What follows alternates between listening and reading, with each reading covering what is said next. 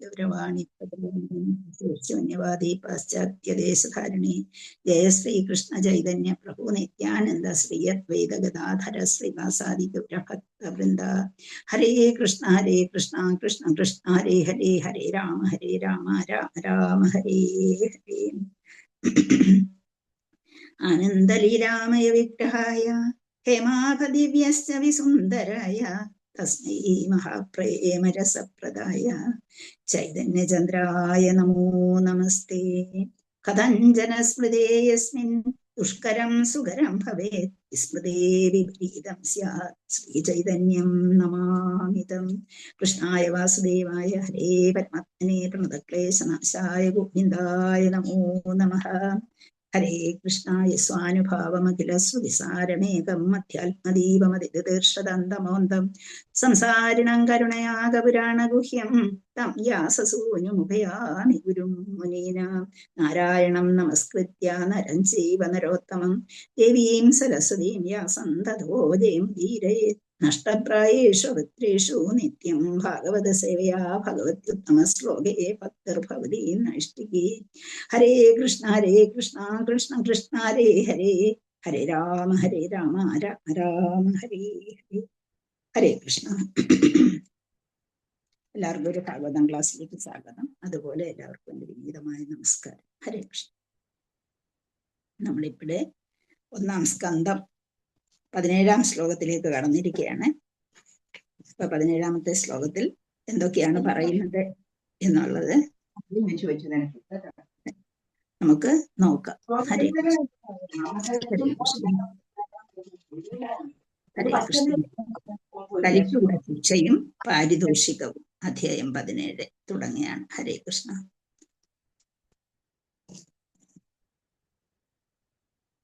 ഗുരുദേവ് കി ജയ്, പ്രഭുപാദ കി ജയ്, അനന്തകോടി വൈഷ്ണവ വൃന്ദ കി ജയ്. ഹരേ കൃഷ്ണ. സൂത ശ്ലോകം 1. സൂത ഉവാച. തത്ര ഗോമിഥുനം രാജാ ഹന്യമാനമനാഥവത് ദണ്ഡഹസ്തം ച വൃഷളം ദദൃശേ നൃപലാഞ്ചനം. തത്ര ഗോമിഥുനം രാജാ ഹന്യമാനമനാഥവത് ദണ്ഡഹസ്തം ച വൃഷളം ദദൃശേ രൂപലാഞ്ചനം. ഇപ്പോഴേ ആരാ ഇത് പറയുന്നത്? സൂത ഗോസ്വാമി പറയുകയാണ്. തത്ര ഗോമിഥുനം രാജ. തത്ര മീൻസ് അതിനുശേഷം. ഏതിനു ശേഷമാണെന്ന് ആർക്ക് പറയാം? ഹരേ കൃഷ്ണ. അതിനുശേഷം എന്നിവിടെ പറഞ്ഞിരിക്കുന്നു. ഏതിനു ശേഷം?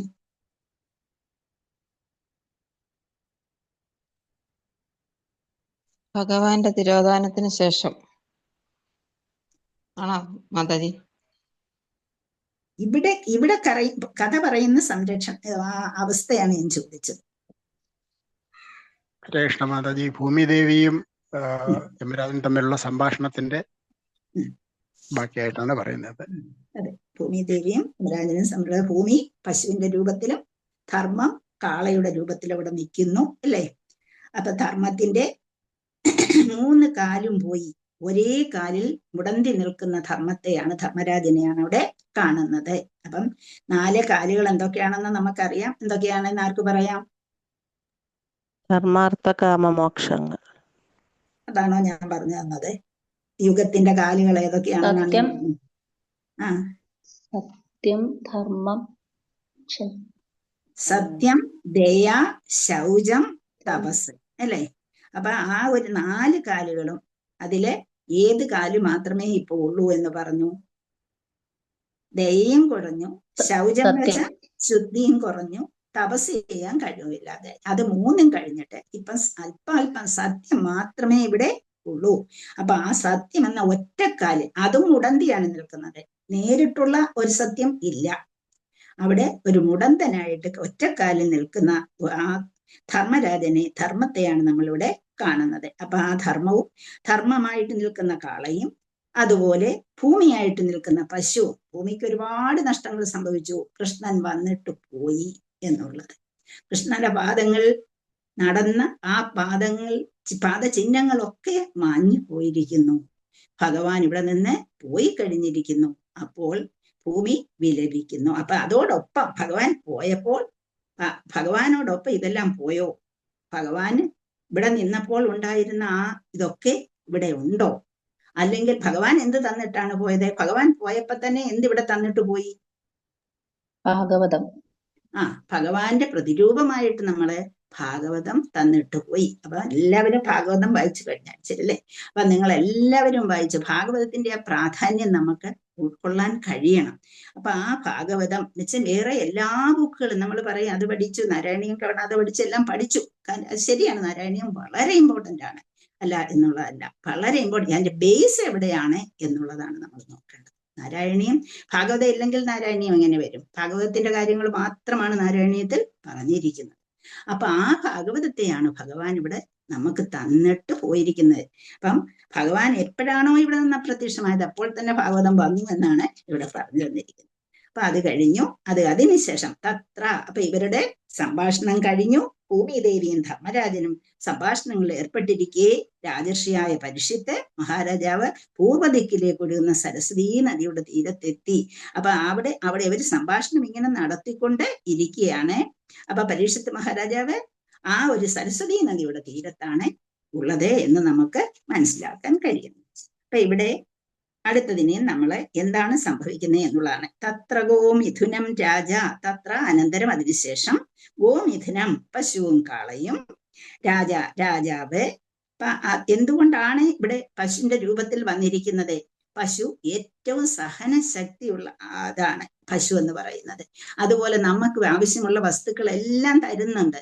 നമ്മുടെ ശരീരത്തിന്റെ ഹെൽത്ത് നിലനിർത്താനും അതുപോലെ കൃഷിക്ക് ആവശ്യമായിട്ടുള്ളതും പിന്നെയും കുറെ ആൾക്കാർക്കൊക്കെ അവർക്ക് ആഹാരത്തിനായിട്ട് ഒക്കെ ഭഗവാൻ എന്ത് ചെയ്തിട്ടുണ്ട്? പശുവിന്റെ രൂപത്തിൽ ഇവിടെ കൊടുത്തിട്ടുണ്ട്. പശു കൊണ്ട് അതുപോലെ ധർമ്മത്തെ നിലനിർത്തുന്നത് കാളയാണ്. അപ്പം തത്ര അനന്തരം ഗോമിഥുനം പശുവും കാളയും രാജ ഇവിടെ എന്ന് പറയുന്നത് രാജാവ്. ഇനി ഹന്യമാനം അനാവധ്, ഹന്യമാനം എന്ന് വെച്ചാൽ ശിക്ഷിക്കപ്പെടുകയാൽ അനാഥവത്ത്, അനാഥവത്തെന്ന് വെച്ചാൽ അനാഥരായി തീർന്നവരെ പോലെ, പേരൻസ് ഇല്ലാതായി അനാഥരായി തീർന്നവരെ പോലെ, അഥവാ ഉടമസ്ഥനില്ലാത്തവരെ പോലെ, ദണ്ഡഹസ്തം കയ്യിലൊരു വടി എടുത്തിട്ട്, ദണ്ഡം ഹസ്തം കയ്യ്, ദണ്ഡം വടി, കയ്യിലൊരു വടിയുമായി ദണ്ഡമേന്തി, മീൻസ് അർത്ഥം എന്നുള്ളതാണെന്നറിയാം. വൃഷളം എന്ന് വെച്ചാൽ ഇവിടെ വൃഷളം ഉദ്ദേശിച്ചിരിക്കുന്നത് വളരെ നീചകുലജാതരായ ശൂദ്രനെ കുറിച്ചാണ് പറഞ്ഞിരിക്കുന്നത്. കാരണം എന്താണ്? അത്രമാത്രം നീചമായിട്ട് പെരുമാറുന്നത് കൊണ്ട്. നമ്മളെ ശൂദ്രൻ എന്ന് പറയുമ്പം അവരെ നമ്മൾ റെസ്പെക്റ്റോട് കാണണം. കാരണം എന്താ? ബാക്കിയുള്ള സമുദായത്തിന്റെ ബാക്കിയുള്ള ആൾക്കാരുടെ എല്ലാ ജോലികളും ചെയ്തു കൊടുക്കുന്ന ശൂദ്രായതുകൊണ്ട് അവർക്കൊരു റെസ്പെക്ട് കൊടുക്കണം. പക്ഷെ ഇവിടെ എന്താണ്? നീചകുലത്തിൽ ജനിച്ചതാണെങ്കിലും അവന്റെ സ്വഭാവം അതായതുകൊണ്ട്, അവനിവിടെ കാണിച്ച പ്രവൃത്തി അതായതുകൊണ്ടാണ് ഇവിടെ വിഷളം എന്ന് വിളിക്കുന്നത്. ദദൃശേ എന്ന് വെച്ചാൽ നോക്കി, നിരീക്ഷിച്ചു. ഇനി നൃപ രാജാവ് ലാഞ്ചനം പോലെ, എന്ന് വെച്ചാൽ ലാഞ്ചനം എന്ന് വെച്ചാൽ കപടവേഷം ധരിച്ചുകൊണ്ട് എന്ന് അവിടെ അപ്പം വേഷം ധരിച്ച് അതുപോലെ നിൽക്കുന്നതായിട്ട് തോന്നിച്ചു. അപ്പം അതിനുശേഷം മഹാരാജാവ് പശുവിനെയും കാളയെയും കാണുന്നു. ഹന്യമാനം അനാവധ്, അതെങ്ങനെയുള്ളതാണ്? ഒരു ഉടമസ്ഥനില്ലാത്ത അനാഥനായപ്പോലെ പോലെ കണ്ടു. കയ്യിൽ ദണ്ഡവുമേന്തി ഒരു നീചകുല ജാതിക്കാരനായ നീചകുല ജാതിയിൽപ്പെട്ട ഒരാൾ നിൽക്കുന്നത് പോലെ, കപടവേഷം ധരിച്ച് നിൽക്കുന്നത് പോലെ തോന്നിച്ചു എന്നുള്ളതാണ്. തത്ര ഗോമിഥുനൻ രാജ ഹന്യമാനം അനാഥവത് ദണ്ഡഹസ്തം ച വൃഷളം ദദൃശേ നൃപലാഞ്ചനം. ഹരേ കൃഷ്ണ. നമുക്ക് വിവർത്തനം നോക്കാം. Translation and purport by Sri Bhaktivedanta Swami Srila Prabhupada കി ജയ്, ഗുരുദേവ് കി ജയ്, പ്രഭുപാദി കി ജയ്, അനന്തകോടി വൈഷ്ണവ വൃന്ദ കി ജയ്. വിവർത്തനം.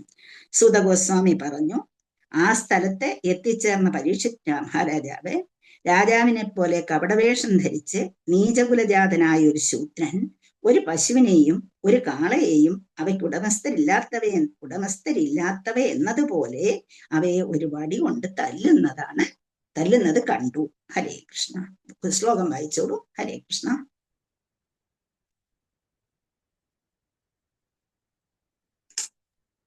ഹരേ കൃഷ്ണ മാതാജി. ഞാൻ വായിക്കട്ടെ മാതാജി. ഓം നമോ ഭഗവതേ വാസുദേവായ.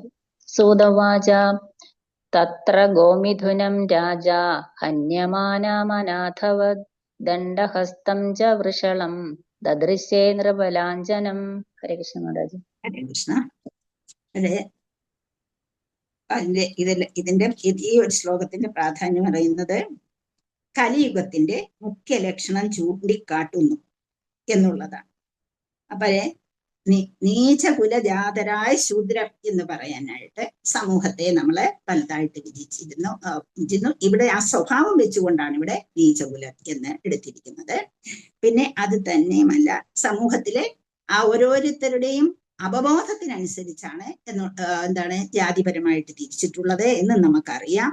അവബോധം എങ്ങനെയായിരുന്നു? അവരുടെ ആ ഓരോ കാര്യങ്ങൾ ചെയ്യുന്നതിന് ഓരോരുത്തർക്ക് ഓരോ രീതിയിലുള്ള കഴിവുണ്ട്. അപ്പൊ ആ കഴിവിനനുസരിച്ചാണ് എന്ത് ചെയ്യുന്നത്? നമ്മുടെ ജോലികൾ ചെയ്യുന്നത്. അപ്പൊ കഴിവില്ലാത്തവരെ ഒരു സ്ഥാനത്ത് കയറ്റി ഇരുത്തിയിട്ട് കാര്യമില്ല. യഥാർത്ഥത്തിൽ ഒരു കാര്യം ചെയ്യുന്ന ഏതൊരു ജോലിയാണെങ്കിലും ഇപ്പം അങ്ങനെ ചെയ്യാത്തതിന്റെ പ്രശ്നങ്ങൾ ഈ കലിയുഗത്തിൽ നമ്മൾ അനുഭവിച്ചുകൊണ്ടിരിക്കുകയാണ്. എവിടെയും റിസർവേഷനാണ്, അല്ലെ? അപ്പൊ അതുകൊണ്ട് ചെയ്യേണ്ട കാര്യങ്ങൾ വേണ്ട രീതിയിൽ ചെയ്യാൻ ഏത് ജാതിയിൽപ്പെട്ടവനും തയ്യാറാണ്. അപ്പൊ അതിനനുസരിച്ച് പണ്ട് ഈ ജാതി തിരിച്ചിരുന്നു എന്ന് എല്ലാവരും അവകാശപ്പെടുമ്പോൾ ഓർക്കണം, ഓരോരുത്തരുടെയും അവബോധ ലെവലിലാണ് ഭഗവാൻ അതിനെ വർണ്ണാശ്രമധർമ്മം ഉണ്ടാക്കിയിരുന്നത്. ഒരുവന്റെ അവബോധം ബ്രാഹ്മണനാകത്തക്ക രീതിയിലാണെങ്കിൽ അവൻ ബ്രാഹ്മണ സമുദായം, അതുപോലെ വേറൊരു രീതിയിൽ മറ്റുള്ളവരുടെ രക്ഷയ്ക്കാണ് അവർ നിൽക്കുന്നതെങ്കിൽ അവന്റെ അവബോധത്തിനനുസരിച്ച് അവൻ ക്ഷത്രിയനായി. അതല്ല, വ്യവസായം നടത്താനും കൃഷി ചെയ്യാനുമാണ്, അങ്ങനെ പൈസ ഉണ്ടാക്കാനാണ് അവന് പ്രാധാന്യമെങ്കിൽ അവനെ വൈശ്യനാക്കി. അതല്ല, അവബോധ ലെവലിൽ താഴെയാണ്, ബുദ്ധി ലെവലിൽ താഴെയാണ് എന്നുണ്ടെങ്കിൽ എന്ത് ചെയ്യുന്നു? അവനെ മറ്റുള്ളവരുടെ എല്ലാ ജോലികളും ചെയ്തു കൊടുത്ത് അവരെ സഹായിക്കുന്നതിനായിട്ട് അവരെ നിർത്തിയിരുന്നു എന്ന് നമുക്കറിയാം. അപ്പം നമ്മളെ കേട്ടിട്ടുണ്ട്, ശ്രീല പ്രഭുപാദരും അതുപോലെ എന്ത് ചെയ്തിരുന്നു? ഓരോ ആർക്കാണോ കഴിവ് അതിനനുസരിച്ച് അവരിങ്ങോട്ട് വന്ന് ആവശ്യപ്പെടുമ്പോൾ അവരുടെ കഴിവ് അനുസരിച്ചാണ് കാര്യങ്ങൾ ചെയ്യിച്ചിരുന്നത് എന്നുള്ളത് നമുക്ക് മനസ്സിലാക്കാം. പല എക്സാമ്പിൾസ് നമ്മൾ വായിച്ചിട്ടുണ്ടാകും. ലീലാമൃതമൊക്കെ വായിച്ചവർക്ക്, പ്രഭാത ലീലാമൃതമൊക്കെ വായിച്ചിട്ടുള്ളവർക്ക് അതറിയാം. അപ്പൊ നമ്മൾ നമ്മുടെ രീതിയെ പറിച്ചു നടാൻ നോക്കരുത്. എന്ത് ചെയ്യണം? ഒരു അവബോധത്തിലേക്ക് കൊണ്ടുവരുന്നത്, കൃഷ്ണാവബോധത്തിലേക്ക് കൊണ്ടുവരാൻ വരുന്ന ഒരാളെ നമുക്ക് അതിലേക്ക് കൊണ്ടുവരാൻ നമ്മൾ ഉപദേശിച്ച് നോക്കുക. അതുകൊണ്ട് സാധിക്കുന്നെങ്കിൽ അതിന് ശരിയാകുക. അപ്പൊ പ്രഭുപാദര് പല ആൾക്കാർക്ക് പല രീതിയിലുള്ള ഉപദേശങ്ങളാണ് കൊടുത്തത്. ചിലരോട് പറയും ശരിക്കും നാമം ജപിക്കാൻ പറയും, ചിലരോട് പറയും തീർത്തും ശാസ്ത്രങ്ങൾ പഠിച്ച് അത് പ്രാബല്യത്തിൽ കൊണ്ടുവന്നിട്ട് അത് മറ്റുള്ളവർക്ക് പഠിപ്പിച്ചു കൊടുത്ത് അവരെ പ്രബുദ്ധരാക്കാൻ പറയും. അങ്ങനെ ഏതെല്ലാം രീതിയിലാണോ സമൂഹത്തെ ഉയർത്തിക്കൊണ്ടു പോകാൻ കഴിയുന്ന ആ രീതിയിലായിരുന്നു പ്രഭുപാദരും പെരുമാറിയിരുന്നത് നമുക്കറിയാം. അപ്പൊ ഒരിക്കലേ പ്രഭുപാദർ ഒരു പ്രഭുവിനോട് പറഞ്ഞു, അപ്പം ശരിക്കും തിടുക്കനായ ഒരാളാണ് അദ്ദേഹത്തിന്റെ. അപ്പൊ പറഞ്ഞു, നീ പോയി ബിസിനസ് ചെയ്യേ എന്ന് പറഞ്ഞു. അപ്പൊ അദ്ദേഹത്തിന് ഭയങ്കര വിഷമമായി.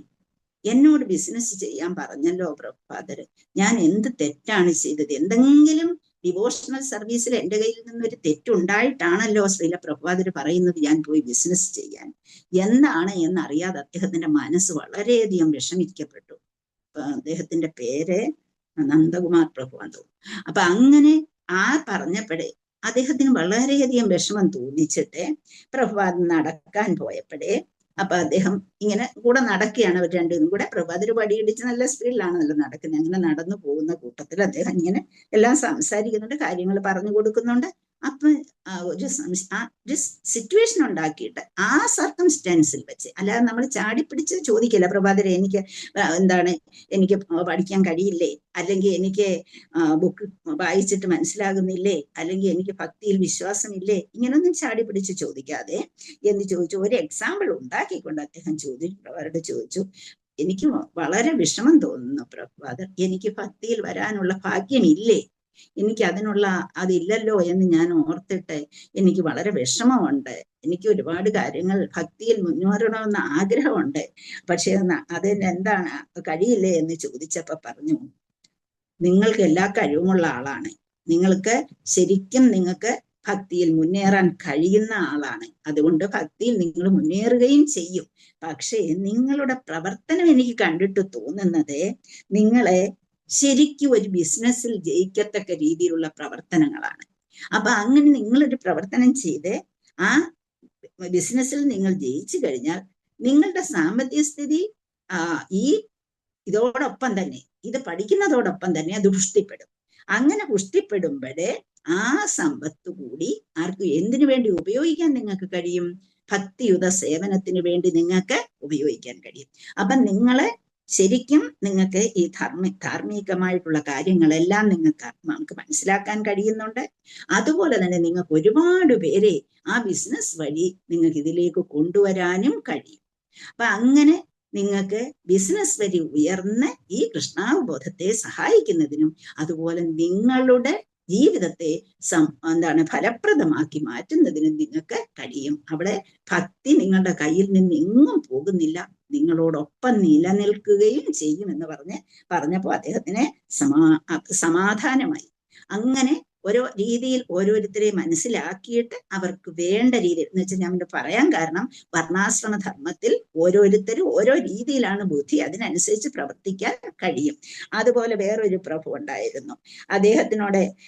അദ്ദേഹം പറഞ്ഞു, അദ്ദേഹം ഇങ്ങനെ സംസാരിച്ച് നടക്കുന്ന കൂട്ടത്തിലാണ് പ്രഭുപാദർ ഇതൊക്കെ പറയുന്നത് അമേരിക്കയിൽ വെച്ച്. പ്രഭുപാദർ പറയുന്നു, നിനക്ക് എന്തിലാണ് താല്പര്യം? എനിക്ക് എന്തെങ്കിലും എന്റേതായിട്ടൊരു കാര്യം ചെയ്യണമല്ലോ, നിനക്ക് എന്ത് താല്പര്യമാണ് ഉള്ളത് എന്നൊക്കെ ചോദിച്ചിട്ട് പറഞ്ഞു.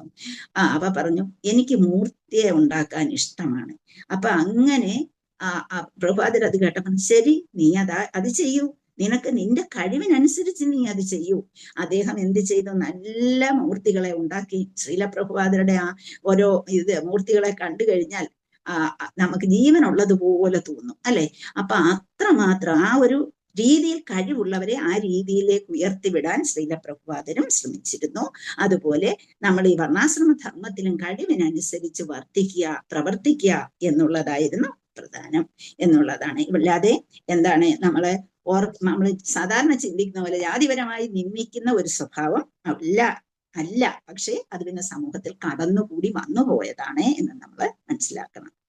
അപ്പം പല കാര്യങ്ങളും ഇവിടെ അതിൻ്റെ കാര്യങ്ങളുണ്ട്. ബ്രാഹ്മണീയ സംസ്കാരം ഇല്ലാത്തവരും ആത്മീയ ദീക്ഷ എടുക്കാത്തവരും അഥവാ ആത്മീയതയിൽ ഔപചാരികമായി പ്രവർത്തിക്കാത്തവരുമായവർ രാജാക്കന്മാരെ അല്ലെങ്കിൽ ഭരണാധികാരികളെ പോലെ കപടവേഷം ധരിച്ച് നടക്കും എന്നാണ് പറയുന്നത്. കലിയുഗത്തിൽ ഉണ്ടാകാൻ പോകുന്ന കാര്യങ്ങളെ കുറിച്ചാണ് ഇവിടെ പറഞ്ഞിരിക്കുന്നത്. വളരെയധികം സൂക്ഷിക്കുക.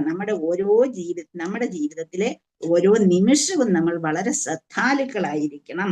അപ്പൊ ഇവിടെ കണ്ടത് എന്താണ്? രാജാവ് കണ്ടത് നിരപരാധികളായ മൃഗങ്ങൾ ഇങ്ങനെ അവരെ അടിക്കാൻ ചെല്ലുന്നത് കണ്ടു എന്നുള്ളതാണ് പറയുന്നത്. ഇപ്പൊ ഉടമസ്ഥരില്ലാത്ത പശുക്കളെയും കാളകളെയും കൊന്നൊടുക്കുന്ന ഒരു സംരക്ഷണമില്ലാത്തവരെ കൊന്നൊടുക്കുന്നു എന്നുള്ളതാണ്. അപ്പം വൈശ്യര് വേണ്ട വിധത്തിൽ ആരെ സംരക്ഷിക്കുന്നില്ല? പശുക്കളെ മറ്റും സംരക്ഷിക്കുന്നില്ല കലിയുഗത്തിൽ എന്നുള്ളതാണ്. വൈശ്യര് വേണ്ട രീതിയിൽ പ്രവർത്തിക്കുകയാണെങ്കിൽ ഇവയെ കൊന്നൊടുക്കാൻ മറ്റുള്ളവർക്ക് കഴിയുകയില്ല എന്നുള്ളതാണ്. അപ്പൊ നമ്മളെ ഭഗവത്ഗീതയിൽ പഠിച്ചു എന്താണ്? കൃഷി ഗോരക്ഷ വാണിജ്യം വൈശ്യകർമ്മ സ്വഭാവജം, അല്ലെ? പരിചര്യാത്മകം എന്താണ്? ശൂദ്രസ്യാപി സ്വഭാവജം. അപ്പം കൃഷി, ഗോരക്ഷ, വാണിജ്യം, ഇത് മൂന്നിലും വൈശ്യര് വേണ്ട വിധത്തിൽ ശ്രദ്ധിച്ചില്ലെങ്കിൽ അനാഥരായി കന്നുകാലികൾ അലയുകയും അവയെ കൊന്നു തിന്നാൻ മറ്റുള്ളവർ തയ്യാറാവുകയും ചെയ്യും എന്നുള്ളതാണ് ഇവിടെ ഉറപ്പ് തരുന്നത്. അപ്പം അങ്ങനെ ക്ഷത്രിയരുടെ പ്രധാന ജോലി എന്താണ്? ശരിക്കും ധർമ്മം എങ്ങനെ പോകുന്നു എന്ന് നോക്കണം. ബ്രാഹ്മണര് ധർമ്മം നിർദ്ദേശിക്കും, ആ ധർമ്മത്തെ എങ്ങനെ പോകുന്നു എന്ന് നോക്കണം. അപ്പൊ ശരിക്കും ക്ഷത്രിയർ അതിന് മുന്നോട്ട് വരണം. അതുപോലെ തന്നെ പശുക്കളെയും മറ്റും സംരക്ഷിക്കാൻ ആര് മുന്നോട്ട് വരണം? വൈശ്യരും മുന്നോട്ട് വരണം. അപ്പം ക്ഷത്രിയർ രാജ്യത്തിലെ പ്രജകളെ, ബ്രാഹ്മണർ എന്താ ചെയ്യുന്നത്? ബ്രാഹ്മണർ ധർമാനുഷ്ഠിതമായ കാര്യങ്ങളിലേക്ക് നയിക്കാൻ ജനങ്ങൾക്ക് വേണ്ട രീതിയിലുള്ള ഉപദേശം കൊടുക്കുന്നത് ബ്രാഹ്മണരാണ്. ക്ഷത്രിയരാണെങ്കിലോ പ്രജകളെ സംരക്ഷിക്കുന്നതിന് ഏർപ്പെട്ടിരിക്കുകയാണ്. അതുപോലെ വൈശ്യർ ഈ പശുക്കളെയും കാളകളെയും സംരക്ഷിക്കേണ്ടതാണ്. ആ ധാന്യോത്പാദനവും ക്ഷീരോത്പാദനവും ഒക്കെയാണ് നമ്മുടെ സമ്പത്തിന്റെ നട്ടെല്ലായിട്ട് ഉള്ളത് എന്നുള്ളതാണ്. ഇന്നിപ്പം IT മേഖല അതിലേക്കൊക്കെ മനുഷ്യർ പോയി കഴിഞ്ഞപ്പോഴത്തേക്ക് ഉദ്യോഗസ്ഥ സംബന്ധമായ എല്ലാത്തിലേക്കും തിരിഞ്ഞപ്പോഴേക്കും എന്താ ഇതിനൊന്നും യാതൊരു പ്രാധാന്യവും ഇല്ലാത്ത അവസ്ഥ ഉണ്ടായിട്ടുണ്ട് എന്നുള്ളതാണ്. അപ്പം നേരത്തെ ക്ഷീരോത്പാദനത്തിനായി ഗോക്കളെ ഉപയോഗിക്കുക, ധാന്യോത്പാദനത്തിനായി അതുപോലെ നിലം ഉഴുതെടുക്കുന്നതിന് കാളകൾ പ്രധാനമായിരുന്നു. അപ്പൊ ഇതെല്ലാം ചെയ്തുകൊണ്ടിരുന്നു. പക്ഷെ ഇന്ന് ഈ ശൂദ്രർ എന്നുള്ള വസ്തുവൊന്നും ഇന്ന് കാണാനില്ലാത്തത് കൊണ്ട് അവര് ഭരണാധികാരികളുടെ പദവിയിൽ നിന്നാണ് അവർ ചെയ്യുന്നത്. ഇന്ന് ശൂദ്രരായാലും വൈശ്യരായാലും എന്താണ്, ഒന്നുകിൽ ഉന്നത പൊസിഷനിലാണ് അവരിയ്ക്കുന്നത്. അപ്പൊ അതുകൊണ്ട് അവർക്ക് ഇവ കാര്യങ്ങൾ സംരക്ഷിക്കാൻ കഴിയാതെ വരികയും, അതുകൊണ്ട് എന്നാൽ ആ വിധത്തിലുള്ളവരെങ്കിലും അതിനെ സംരക്ഷിക്കുന്നുണ്ടോ, അതുമില്ല. അങ്ങനെ വന്നതുകൊണ്ട് ഗോക്കളും കാളകളും അവരെ നമ്മുടെ മാതാക്കളും പിതാക്കളുമായിട്ടാണ് അവിടെ നമ്മൾ കാണേണ്ടത്. അത് പക്ഷെ ഇന്ന് വൈശ്യർക്ക് അതിന് കഴിയാത്തത് കൊണ്ട് എന്ത് സംഭവിക്കുന്നു, ശൂദ്രരായ ഭരണകർത്താക്കളാണ് ഇവിടെ വരുന്നത്. അവരതിനെ വേണ്ട വിധത്തിൽ നിയന്ത്രിക്കുന്നില്ല എന്നാണ് ഇവിടെ പറഞ്ഞിരിക്കുന്നത്.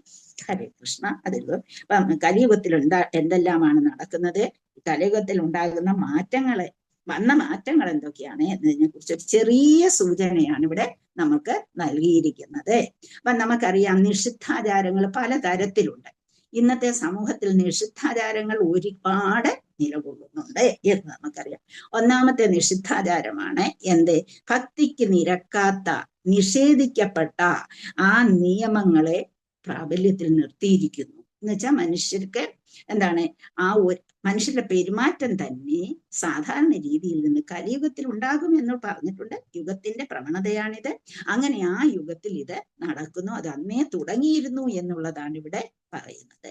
പിന്നെ ജീവഹിംസ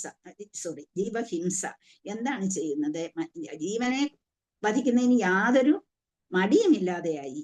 അങ്ങനെ ആയുധം കൊണ്ട് കാണാം, പിന്നെ എന്തുകൊണ്ട് വധിക്കാം, ആയുധം കൊണ്ട് ജീവനെ വധിക്കാം, പിന്നെ എന്തുകൊണ്ട് നമുക്ക് വധിക്കാൻ കഴിയും, ആർക്കെങ്കിലും പറയാമോ? വാക്കുകൊണ്ട്.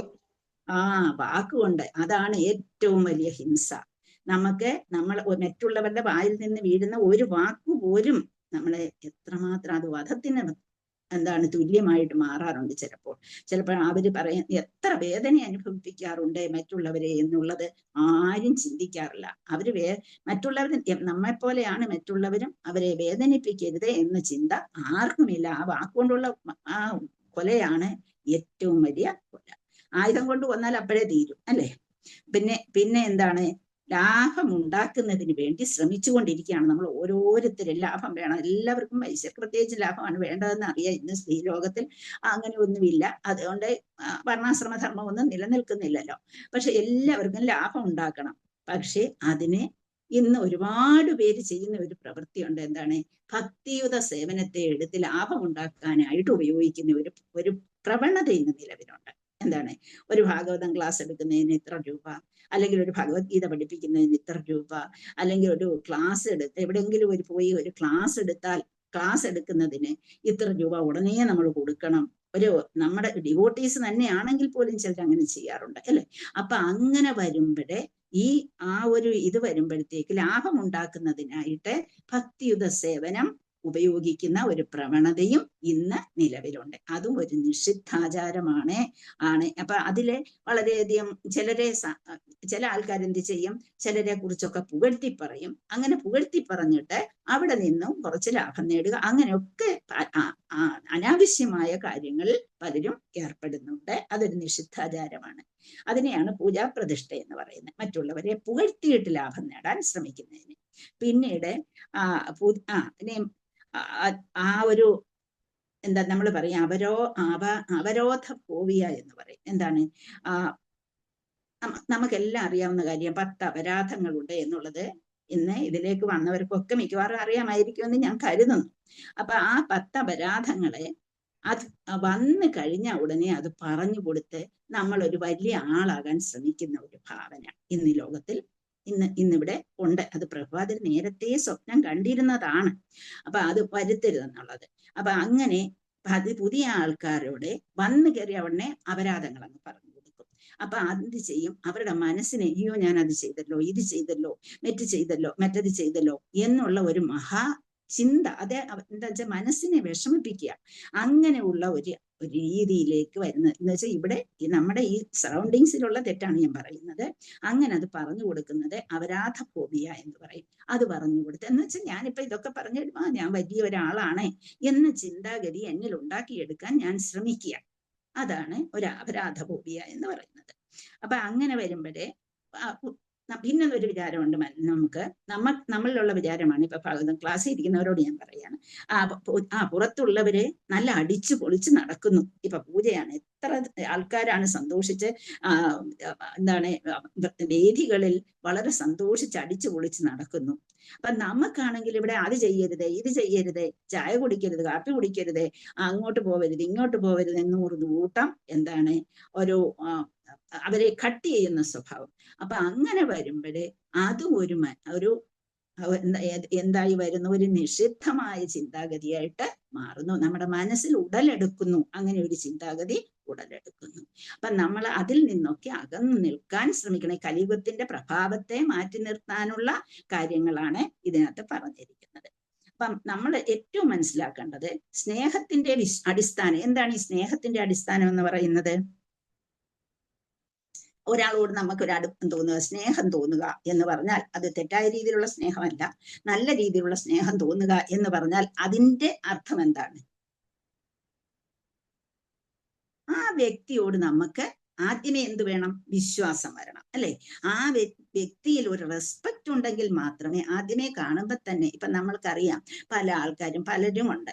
അപ്പൊ എന്താണ്, ചിലര് ക്ലാസ് എടുക്കാൻ വരുമ്പോൾ നിങ്ങൾക്ക് ചിലരോട് എന്താണ് നല്ല ഒരു റെസ്പെക്റ്റോട് നിങ്ങൾ പെരുമാറിയെന്നിരിക്കും. അവര് പറയുന്നതെല്ലാം അതുപോലെ കേൾക്കും, പഠിക്കും, നല്ല ആൻസേഴ്സ് കൊടുക്കും. അതെന്താണ്, അവരോട് നിങ്ങൾക്ക് ഒരു റെസ്പെക്ട് വരുന്നു, അതുകൊണ്ടാണ് അങ്ങനെ ചെയ്യുന്നത്. അപ്പൊ അവര് പറയുന്നതെല്ലാം നിങ്ങൾ അതുപോലെ കേൾക്കുന്നു എങ്കിൽ അവരോട് നിങ്ങൾക്ക് റെസ്പെക്ട് ഉണ്ട്, ബഹുമാനമുണ്ട് എന്നുള്ളതാണ്. അപ്പൊ അതുപോലുള്ള ഒരു ഗുരുവിനോടും അതുപോലെ നമുക്ക് പ്രത്യേകിച്ച് ആദ്യമേ നമ്മുടെ ഗുരുവിനോട് അതുപോലെ ശ്രീലപ്രഭുപാദരോട് ഒക്കെ റെസ്പെക്ട് ഉണ്ടെങ്കിൽ മാത്രമേ നമുക്ക് ഈ വഴിയിൽ മുന്നോട്ട് പോകാൻ കഴിയും. കലിയുഗമാണ്, കലിയുഗത്തിന്റെ പ്രഭാവം നമ്മുടെ മുമ്പിൽ ഇങ്ങനെ നിൽക്കുകയാണ്. അത് എപ്പോൾ വേണമെങ്കിലും നമ്മളെ വഴിയെ തെറ്റിക്കാം.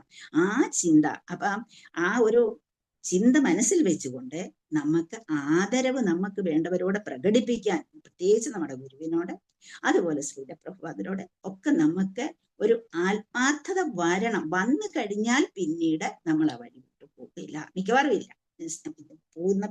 പോയിട്ടുള്ളവരുമുണ്ട്, പോവുകയും ചെയ്യും, ഇല്ല എന്ന് പറയാൻ പറ്റില്ല.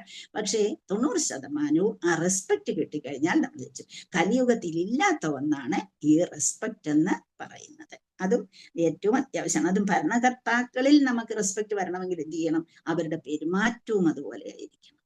അപ്പൊ അങ്ങനെയും നമ്മളെ മനസ്സിലാക്കാം. സംഘടിത പ്രവർത്തനങ്ങൾ നടത്താൻ അവർക്ക് കഴിയണം, അതുപോലെ അവരെ മുന്നോട്ട് കൊണ്ടുപോകാൻ കഴിയണം. അതില്ലാത്ത ഒരു യുഗമാണ് കലിയുഗം എന്ന് പറയുന്നത്. ഹരേ കൃഷ്ണ. നമ്മൾ ശ്ലോകം 2 പോകാം. ഇനി എന്താണ് സംഭവിക്കുക എന്നുള്ളതാണ്. വൃഷം മൃണാളധവളം മേഹന്തമിവ ബിഭ്യതം വേപമാനം പദൈകേന സീദന്തം ശൂദ്രതാഡിതം.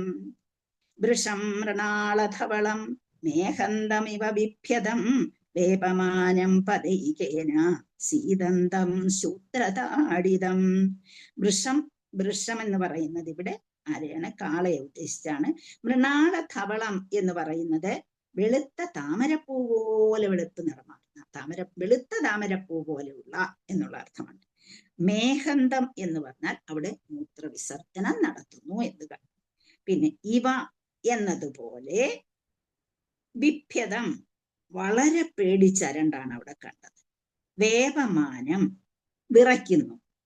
പിന്നെ പദ ഏകേന, പദൈകേനെ ഒന്ന് പിരിച്ചു പറയുമ്പോൾ നമ്മള് പദ ഏകേന എന്ന് പറയുന്നത് ഏകപാദത്തിൽ നിൽക്കുന്നു. ഇവിടെ നമ്മൾ പറഞ്ഞു ട്രൂത്ത്ഫുൾനെസ് എന്ന ഏകപാദത്തിലാണ് ഇവിടെ സമൂഹം ഇന്ന് നിൽക്കുന്നതെന്ന് പറഞ്ഞു, അല്ലേ?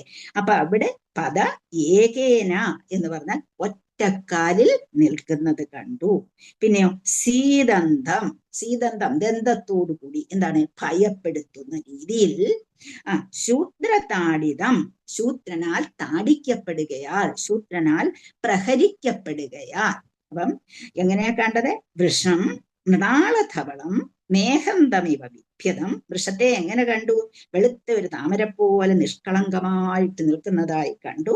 ഹേമന്തം, അത് എന്ത് ചെയ്യുന്നു? കഷ്ടപ്പെട്ട് മൂത്രവിസർജനം നടത്തുന്നു എന്നതുപോലെ ആ രീതിയിൽ നിൽക്കുന്നു. വളരെ പേടിച്ചരണ്ട് മറ്റൊരാളുടെ അടി കിട്ടുമ്പോൾ ഉണ്ടാകുന്ന ആ മൂത്രവിസർജനം, അതാണ് ഉദ്ദേശിച്ചത്. അങ്ങനെ വെള്ളം പേടിച്ചരണ്ട്, വിഭ്യതം വളരെയധികം പേടിച്ചരണ്ട്, വേപമാനം, വേപമാനം എന്ന് വെച്ചാൽ വിറയ്ക്കുന്നതായി കാണപ്പെട്ടു. വേപമാനം, വിറയ്ക്കുന്നു. പദൈകേന, പദൈകേന എന്ന് പറഞ്ഞാൽ ഒറ്റ പാദത്തിൽ നിന്നുകൊണ്ട്, പദൈകേന. പിന്നെ സീതന്തം എന്ന് പറഞ്ഞാൽ എന്താണ്? ഭയപ്പെടുത്തുന്ന രീതിയിൽ, അത് ഭയന്ന് വിറച്ചു നിൽക്കുന്നു. എങ്ങനെ? എന്തുകൊണ്ട് വിറച്ചു നിൽക്കുന്നു? ശൂദ്രതാഡിതം, ശൂദ്രനാൽ പ്രഹരിക്കപ്പെടുകയാൽ, ശൂദ്രനാൽ താടിക്കപ്പെടുകയാൽ അവനും വിറച്ചു നിൽക്കുന്നതായി അവിടെ കണ്ടു. വൃഷം മൃണാളധവളമാണ്. എങ്ങനെയുള്ള വൃക്ഷമാണെന്ന് പറഞ്ഞു? മൃണാളധവളമാണ്, വെളുത്ത താമരപ്പൂല് പോലെയുള്ളതാണ്. അത് നിൽക്കുമ്പോൾ അവിടെ എന്ത് ചെയ്യുന്നു? അത് ഭയന്ന് വിറച്ച്, എന്താണ്, വിഭ്യതം, വളരെയധികം പേടിച്ചരണ്ട് എന്ത് ചെയ്യുന്നു? മൂത്രവിസർജനം നടത്തുന്നു. വേപമാന, അത് വിറയ്ക്കുന്നുണ്ട്, ഒറ്റക്കാലിലാണ് നിൽക്കുന്നത്. സീതന്തം, ഭയപ്പെടുത്തുന്നു. ആര് ഭയപ്പെടുത്തുന്നു? ശൂദ്രന്റെ പ്രഹരം കൊണ്ട് എന്നാണ് ഇവിടെ പറഞ്ഞിരിക്കുന്നത്. ശ്ലോകം വായിച്ചോളൂ. ഹരേ കൃഷ്ണ. ഹരേ കൃഷ്ണ. ഓം ശ്രീ ഗുരുഭ്യോ നമഃ. ശ്ലോകം 2. വൃഷം മൃണാളധവളം മേഘന്തമിവ വിഭ്യതം വേപമാനം പദൈകേന സീതന്തം ശൂദ്രതാഡിതം. ഹരേ കൃഷ്ണ മാതാജി. ഹരേ കൃഷ്ണ. നമ്മളെ ഇവിടെ എന്താണ് കാണുന്നത്? വൃക്ഷത്തെ കണ്ടത് എങ്ങനെയാണ്? അപ്പം അവിടെ എന്താണ്? കലിയുഗ ലക്ഷണം നമ്മൾ ഇവിടെ കാണുകയാണ്, അല്ലെ? കലിയുഗത്തിലെ ലക്ഷണമാണ് ഇവിടെ കാണുന്നത്. അപ്പം ധർമാനുശാസനങ്ങളെല്ലാം നഷ്ടപ്പെടും. അങ്ങനെ ധർമ്മമോ അതിന്റെ അനുശാസനങ്ങളോ ഒന്നിലും നമുക്ക് വിശ്വാസമില്ലാതെ ഇരിക്കും. അങ്ങനെ നഷ്ടപ്പെട്ട് അപ്പം നമ്മളെ ഭരണം ആരുടെ കയ്യിലാണിന്ന്? എന്ന് വെച്ചാൽ ശൂദ്രൻ എന്ന് പറഞ്ഞ ജാതി എടുത്ത് പറയണ്ട, അങ്ങനെ ശൂദ്രരായ ആൾക്കാരിലാണ് എന്ന് പറയപ്പെടുന്നു. പണ്ട് കാലത്തെ എന്താണ് അങ്ങനെ തിരിച്ചിരുന്ന ആ രീതിയിൽ അവരുടെ കയ്യിൽ നിന്ന് ഭരണം കിട്ടിയിരിക്കുന്നു. അപ്പം ഒരു കലിയുഗം ആകുമ്പോഴത്തേക്ക് ഭേദവിധമായിട്ടുള്ള യാതൊരു സംസ്കാരവും അവിടെ കാണുകയില്ല. വേണ്ട ശിക്ഷണമുണ്ടോ? അതില്ല. നമ്മൾ എല്ലാവരും ശൂദ്രൻ. അപ്പൊ നമ്മൾ ആരോട് ചോദിച്ചാൽ ഇന്ന് കലിയുഗത്തിൽ നമ്മളെല്ലാം ശൂദ്രന്മാരാണ്, ഇല്ലേ? ശരിയാണ്, നമ്മളെല്ലാം ശൂദ്രന്മാരാണ്. ആ സ്വഭാവത്തിലാണ്, ശൂദ്ര സമാനരാണ് നമ്മള് എല്ലാവരും.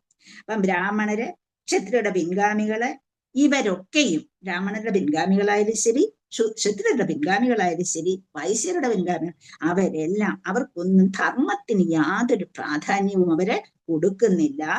അപ്പം ഇന്ന് നമുക്കറിയാം ഒരുപാട് ഇസങ്ങളുണ്ട്, അല്ലെ? അപ്പൊ അതിനെ കുറിച്ച് വിശ്വസിക്കുന്ന ഒരു കൂട്ടർ ഒന്നിൽ വിശ്വസിക്കുന്നു, വേറൊരു കൂട്ടർ വേറൊരു വിശ്വസിക്കുന്നു. അപ്പൊ അതിലേക്ക് എടുത്തു ചാടുന്നു. അതുപോലെ തന്നെ പിന്നെ നമുക്ക് കലിയുഗത്തിൽ കാണാൻ കഴിയും, എവിടെയും ദൈവങ്ങളെ കാണാൻ കഴിയും. അതും ഒരു എവിടെയെങ്കിലും ഒരാളിരുന്നൊന്ന് ഡാൻസ് കളിച്ചാൽ പോലും അവരെ വേണമെങ്കിൽ ദൈവമായിട്ട് കാണാനുള്ള ഒരു ചിന്താഗതി നമ്മുടെ മനസ്സിൽ നിന്ന് കഴിയും. ഒരാൾ അവിടെ പോയി അടുത്ത ആൾ പോകും. അപ്പൊ ഒരാൾ അവര് അത് ചെയ്യുന്നു, ഇത് ചെയ്യുന്നു, എന്തെങ്കിലും മാജിക്ക് ചെയ്യുന്നു എന്നൊക്കെ കാണിച്ചുകൊണ്ട് അങ്ങനെ പല ഈസങ്ങളും പല രീതിയിലുള്ള വിശ്വാസങ്ങളും ഇന്ന് നിലവിലുണ്ട്. പിന്നെ എന്താണ്? വേണ്ട രീതിയിൽ ഗുരുസ്ഥാനത്ത് ഇരിക്കേണ്ട ബ്രാഹ്മണർ യാതൊന്നും ചെയ്യുന്നില്ല. അവർക്കൊന്നും ചെയ്യാൻ കഴിയുന്നില്ല. അവർ വളരെ വലിയ ഉദ്യോഗങ്ങൾ വഹിച്ചുകൊണ്ട് അവരുടെ ബുദ്ധിക്ക് അനുസരണമായിട്ട് അവര് നിലകൊള്ളുന്നു. അവർ വളരെയധികം അവരുടെ കാര്യങ്ങൾ നോക്കി അവർ കഴിയുന്നു. അപ്പൊ അവർ സമൂഹത്തെ ഉയർത്തിക്കൊണ്ടുവരുന്നതിനായി യാതൊന്നും തന്നെ ചെയ്യുന്നില്ല. പിന്നെന്താണ് അടുത്തത്? ക്ഷത്രിയരാണെങ്കിലോ വേണ്ട രീതിയിൽ പ്രജകളെ സംരക്ഷിക്കുന്നില്ല. ആദ്യമേ അവർ എന്ത് ചെയ്യണം?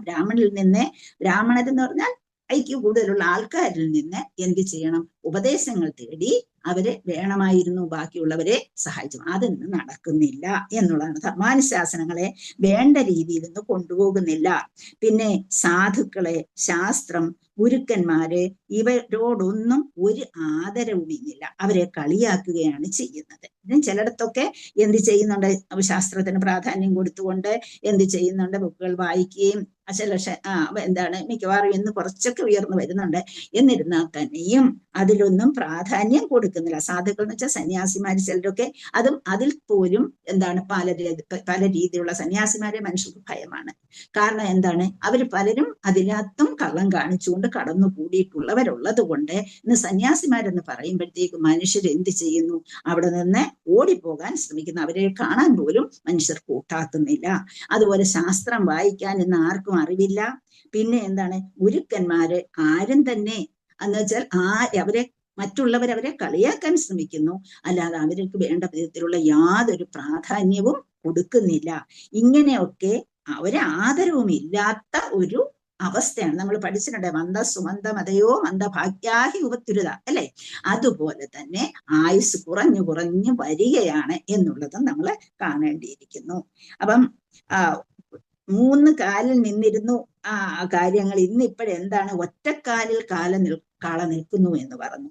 അപ്പൊ അതുകൊണ്ട് എന്താ അർത്ഥമാക്കുന്നത്, ധർമാനുശാസനങ്ങളെല്ലാം കുറഞ്ഞ് നില്ലാകുന്ന രീതിയിലേക്ക് എത്തിയിരിക്കുന്നു, മുടന്തി നിൽക്കുന്നു, ഒറ്റക്കാലിൽ നിൽക്കുന്നു. ധർമാനുശാസനങ്ങൾക്ക് യാതൊരു പ്രാധാന്യം ഇല്ല.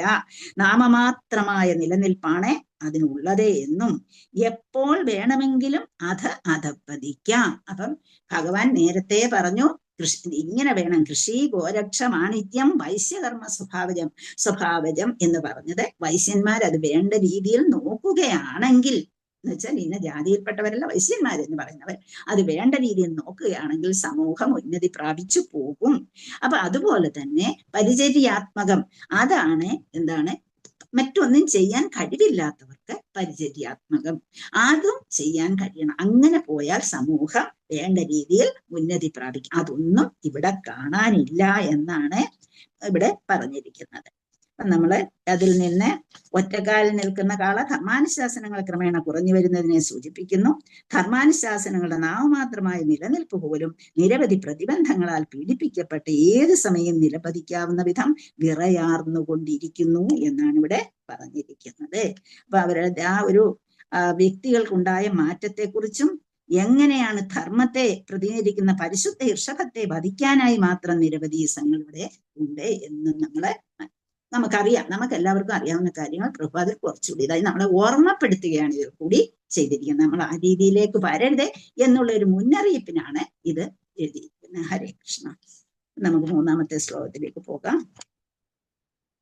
ഗാംഛധർമ്മ ദുഃഖാം ദീനാം പൃശം ശൂദ്രപദാഹൃതാം വിവത്സാമശ്രുവദനാം ക്ഷാമാം യവസമിച്ഛതി.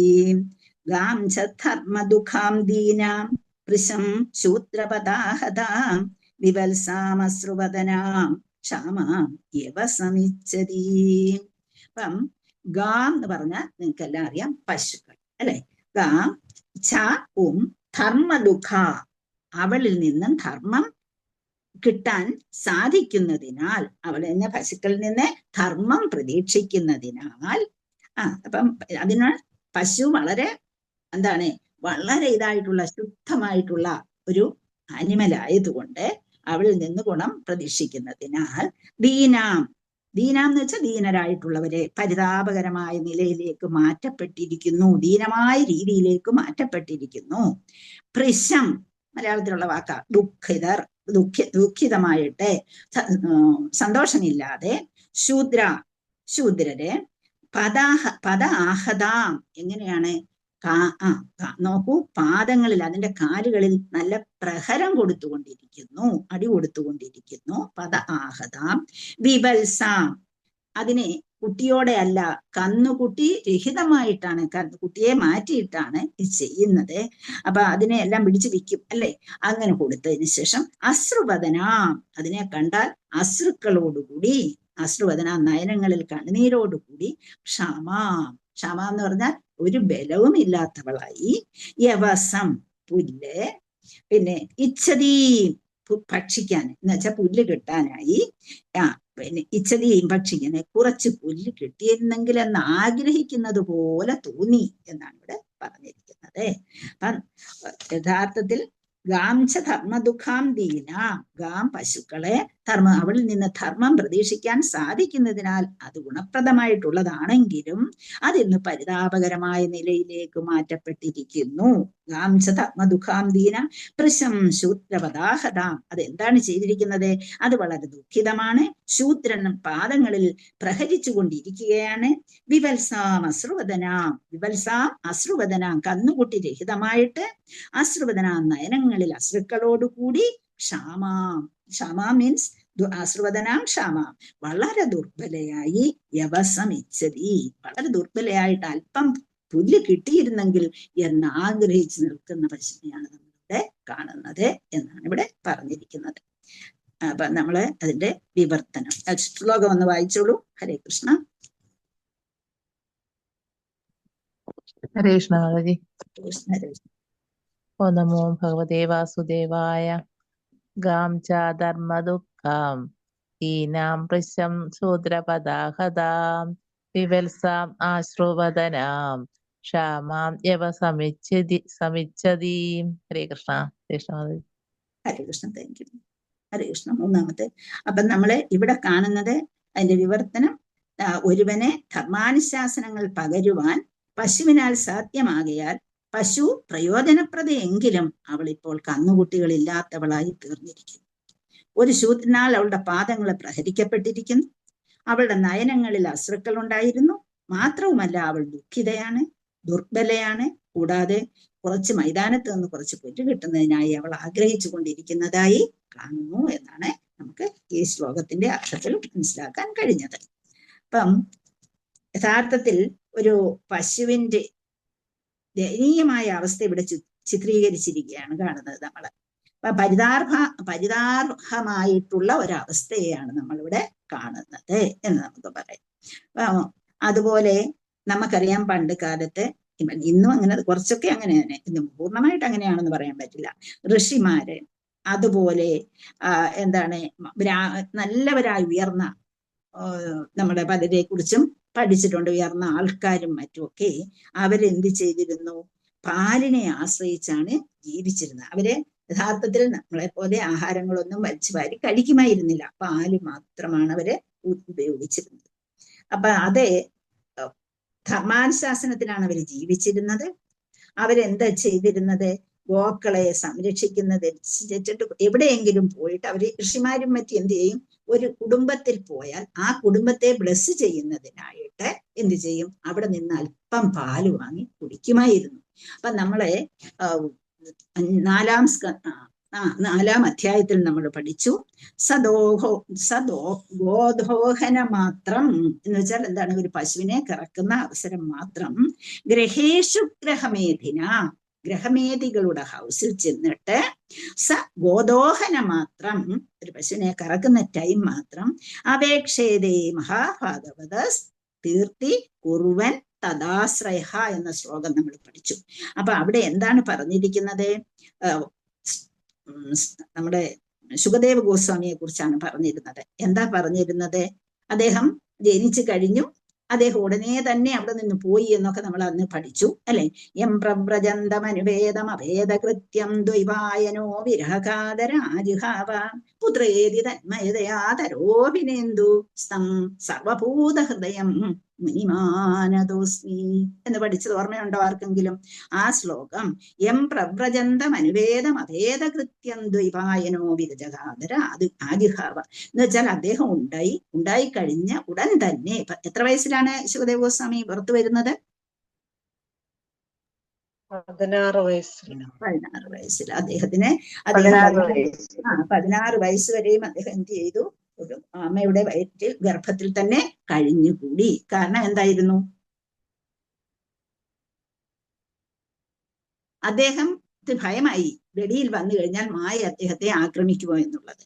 മായയിൽ പെട്ടു പോകാതിരിക്കാൻ വേണ്ടി ഞാൻ ഒരിക്കലും വെളിയിൽ വരുന്നില്ല എന്നാണ് അദ്ദേഹം തീരുമാനിച്ചത്. പിന്നെ അവസാനം അവർക്ക് സഹിക്കാൻ വയ്യാതെ ഒരു അവസരം എത്തിയപ്പോഴേ വേദവ്യാസൻ ചെന്നിട്ട് കൃഷ്ണനോട് വേദവ്യാസൻ കൃഷ്ണനോട് വളരെ സങ്കടകരമായിട്ട് അപേക്ഷിക്കുകയും ആ കൃഷ്ണന്റെ നിർദ്ദേശപ്രകാരം നിന്നെ ഒരിക്കലും മായ എന്ത് ചെയ്യില്ല, നിന്നെ ആക്രമിക്കുകയില്ല, നീ പുറത്തു വരൂ, ഞാൻ നിനക്ക് വാക്ക് തരുന്നു.